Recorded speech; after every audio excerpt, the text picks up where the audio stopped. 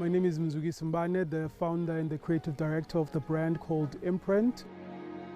My passion for fashion started at a very young age, but it was interesting because I studied accounting, became an accountant, but along the way I kind of felt like I needed to explore something different. And luckily my mom used to sew, so I just started playing around with her sewing machine and the rest is history. I think it's very important for people to support local designers because mostly the growth of local brands depend on people buying into what we produce locally. I usually say Imprint is an Afro-futuristic luxury brand. It's a brand that tells our African identity. It celebrates who we are, but it also has an element of the future, which is very evident in the prints that we use, and that always tell African stories in ways that people haven't imagined before, in ways that people haven't really seen it before.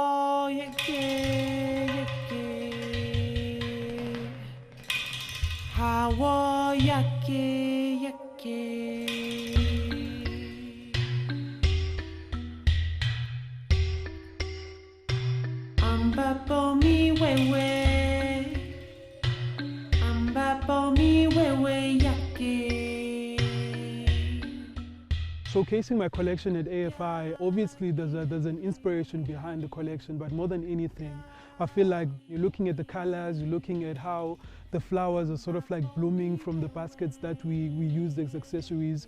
I think it also represents a way of a new life, rebirth, and giving hope to people that there is light at the end of all this thing that we have been facing. It sort of like gives people a different view of what is possible. Everyone should just remain hopeful and know that there is a different chapter, a beautiful chapter after all this thing is over.